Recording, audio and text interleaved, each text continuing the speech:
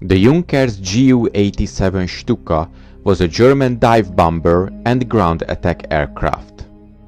The aircraft is easily recognizable by its inverted gull wings and fixed undercarriage.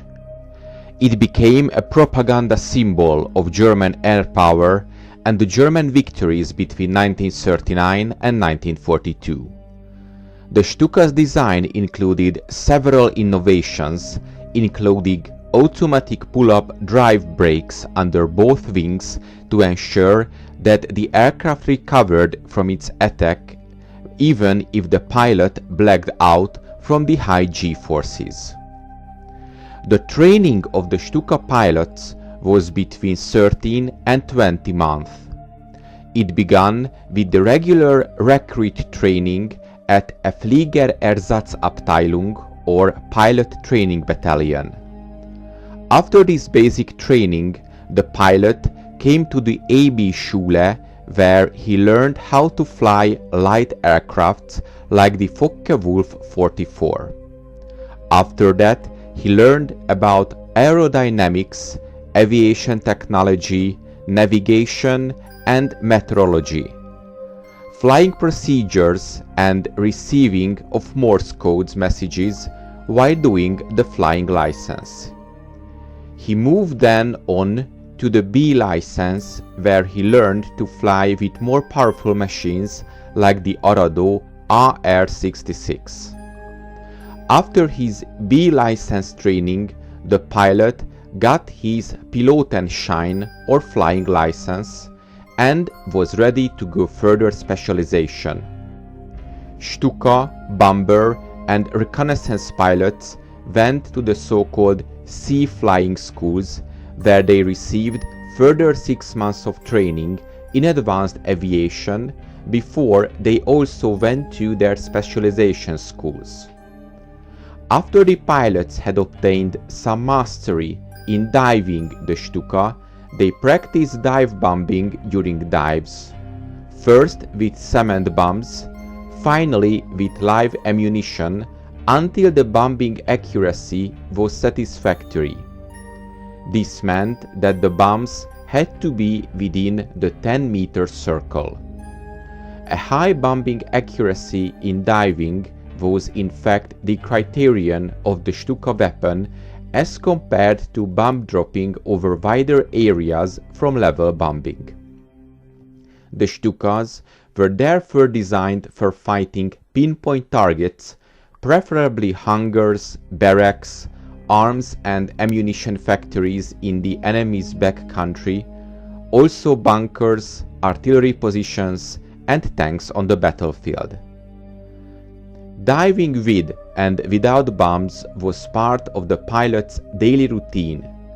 Besides, they also began the unit training in Staffel or squadron, and there was also combat flying practice with the whole Gruppe or group.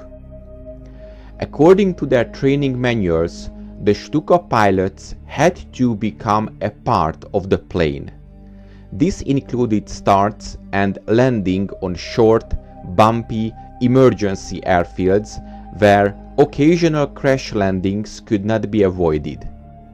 This training also provided experience useful in anticipation of risky landings in unknown regions during the war.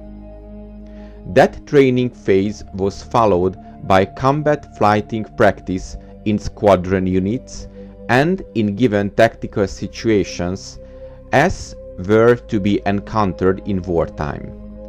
This included directing the crews to the target, briefing them about weather conditions and air situations, anti-aircraft emplacements, replenishment of ammunition, fuse setting, the way of taking off, signal or information, starting order, unit leader, code designations, forming up, approach route, direction of departure, forming up during return flights, attitude of return flights, and preparation for new sorties.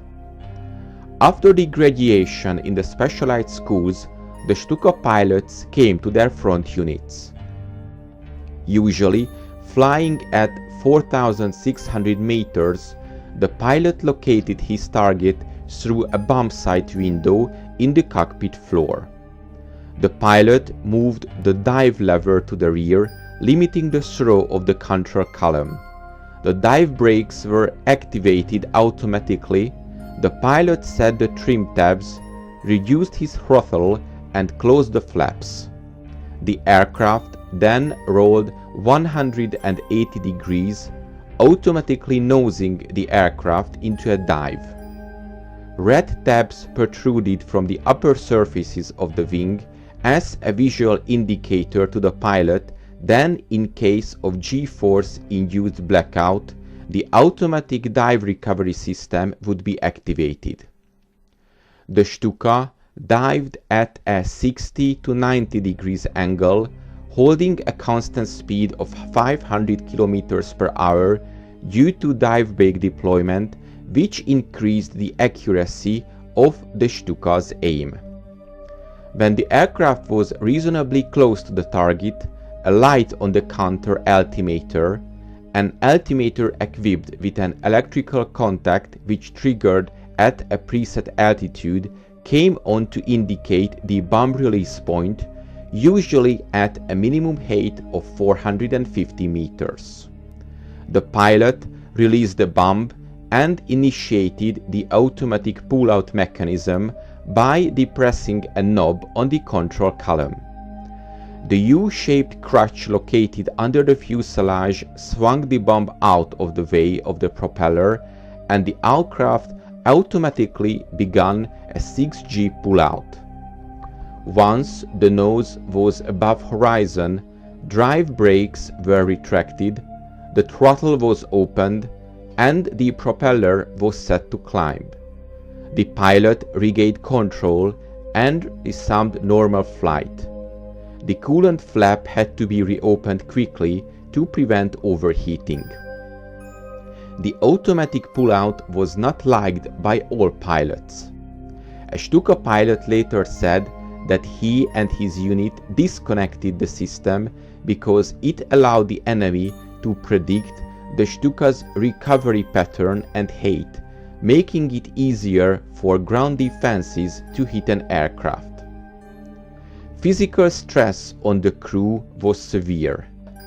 Human beings subjected to more than 5G in a seated position will suffer vision impairment in the form of grey veil, known to Stuka pilots as seeing stars. They lose vision while remaining conscious. After 5 seconds, they black out. The Stuka pilots experienced the visual impairment most during pull-up from a dive. Eric Winkle-Brown, a British test pilot and commanding officer of the captured enemy aircraft unit of the Royal Air Force, tested the Junkers Ju-87. He said of the Stuka, "I had flown a lot of dive bombers, and it's the only one that you can truly drive vertically. Sometimes with the dive bombers, maximum dive is usually in order of 60 degrees. When flying the Stuka, because it's all automatic, you are really flying vertically." The Stuka was in a class of its own.